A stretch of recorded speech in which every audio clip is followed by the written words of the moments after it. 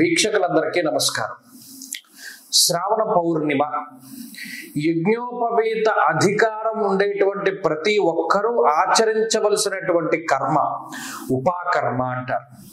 శృణ్వంతి శ్రవణమృతస్య గోపా అన్నది వేదం. శ్రవణ నక్షత్రము విష్ణుమూర్తి యొక్క నక్షత్రము. ఈ చంద్రుడు తన యొక్క పూర్ణమైనటువంటి కళలన్నీ కూడా శ్రవణ నక్షత్ర మండలంలోకి ప్రవేశపెట్టేటువంటి రోజు.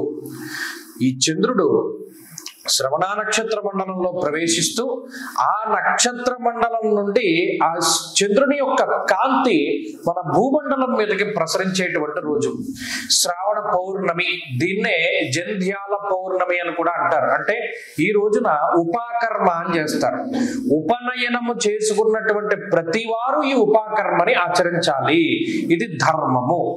ఇదివరలో ఏం చేసేవారు అంటే ఆషాఢ మాసంలో మరి శయన ఏకాదశి వ్రతాన్ని ప్రారంభించి చాతుర్మాస దీక్షలవన్నీ ప్రారంభం చేసిన తర్వాత ఈ యజ్ఞోపవీతాన్ని మార్చుకొని నూతన యజ్ఞోపవీత ధారణ చేసి ఈ యజ్ఞోపవీత అధికారం ఎవరికైతే ఉన్నదో వారందరూ కూడా ఈ శ్రావణ పౌర్ణమి లగాయితూ ఒక 3 నెలల పాటు 4 నెలల పాటు వేదాధ్యయనం చేసేవారు, లేదా వేదాల్ని వల్లి వేసేవారు, ఇలా కూడా చెప్పచ్చు.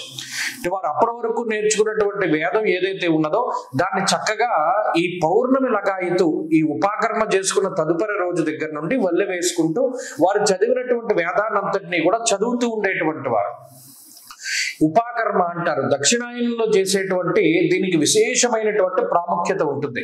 ఇందులో కొంతమంది ఋగ్వేదులకి యజుర్వేదులకి కొంత సాపత్యం ఉండదు. ఒక్కొక్కరు ఏం చేస్తారంటే తిథి ప్రామాణికంగా తీసుకుని చేస్తారు, ఒక్కొక్కరు నక్షత్ర ప్రామాణికంగా తీసుకుంటారు, కొంతమంది భాద్రపద పౌర్ణానికి ఉపాకర్మ చేసేటువంటి వారు కూడా ఉంటారు. అయితే వారి యొక్క వేదం ఏదైతే చెప్పినదో వారి యొక్క ఆచారం ఏదైతే ఉన్నదో దాన్ని బట్టి వారు ముందుకు వెళుతూ ఉంటారు. ఇదంతా కూడా శాస్త్ర సమ్మతమే. అయితే ఎవరికైతే యజ్ఞోపవీతమునందు అధికారం ఉన్నదో, గతంలో కూడా చెప్పాం, అసలు యజ్ఞోపవీతం మనం వేసుకుంటున్నామో ఎందుకు వేసుకుంటున్నాము, ఎన్ని పోగులు ఉన్నటువంటివి వేసుకోవాలి, 4 ముళ్ళు ఉన్నటువంటివి వేసుకుంటారు, కొంతమంది 2 ముళ్ళు ఉన్నటువంటివి వేసుకుంటారు. దీనికి సంబంధించినటువంటి విషయాలన్నీ కూడా క్లుప్తంగా చెప్పడం జరిగింది. ఇప్పుడు ఆగస్టు 9వ తారీఖున శనివారం జంధ్యాల పౌర్ణిమ అన్నారు.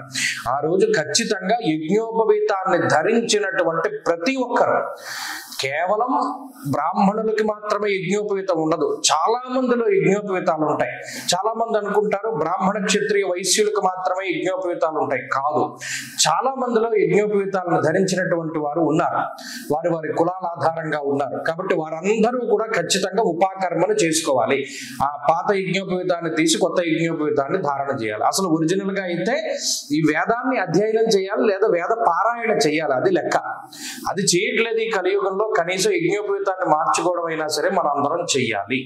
ఈ 9వ తారీఖున యథాశక్తిగా యజ్ఞోపవీతం పరమం పవిత్రం ప్రజాపతేర్య సహజం పురస్తాత్ అన్నది వేదం. కాబట్టి ఆ అధికారం ఎవరికైతే ఉన్నదో, గాయత్రి యందు అధికారం ఎవరికైతే ఉన్నదో వారందరూ కూడా ఖచ్చితంగా ఈ ఉపాకర్మని పాటించాలి. ఇప్పుడు చాలా మందికి తేలిగ్గా వచ్చాయి యజ్ఞోపవీతాన్ని ఎలా ధరించాలి, ఎలా విసర్జించాలి, ఇవన్నిటినీ కూడా యూట్యూబ్ మాధ్యమాల ద్వారా లేదా గురువులు చాలా మంది చెప్తూ ఉన్నారు. ఎవరినో ఒకరిని సంప్రదించండి. కనీసం ఈ నూతన యజ్ఞోపవీతాన్ని ధరించినటువంటి రోజునైనా ఇక మీదటి నుండి సంధ్యావందనం చేస్తాను అని మనసులో సంకల్పించుకోండి. ఎందుకంటే ఈ చంద్రమండలం నుండి వచ్చేటువంటి కాంతి పరమ శక్తివంతమైనటువంటిది.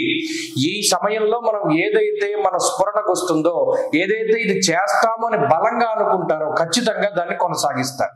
సంధ్యావందనం చేయడం అనేటువంటి దాన్ని ప్రతిరోజు ఒక అలవాటుగా పెట్టుకోండి. మనం ఏవైతే డైలీ చేస్తూ ఉంటామో దానిలో భాగంగానే సంధ్యావందనం చేయండి. కనీసం అర్ఘ్య ప్రదానం వరకైనా చేయండి.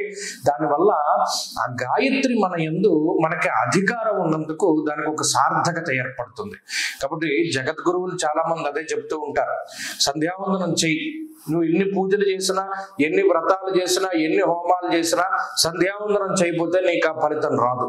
కాబట్టి సంధ్యావందనం చేస్తేనే నీకు ఆ ఫలితం. కాలాతిక్రమం అయినా సరే 3 పూట్ల చేయలేవా, 2 పూట్ల చేయి, 2 పూట్ల చేయలేవా 1 పూట అయినా చేయి.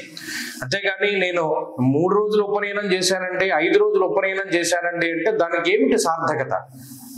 కనీసం రోజులో మహా అయితే ఆ ముద్రలతో కలిపి ఒక 20 నిమిషాల సమయం పడుతుంది. ఖచ్చితంగా సంధ్యావందనాన్ని నేర్చుకుని ఈ ఉపాకర్మ దగ్గర నుండైనా చేయండి. ఆ గాయత్రి మాత యొక్క అనుగ్రహం సిద్ధిస్తుంది. స్వస్తి.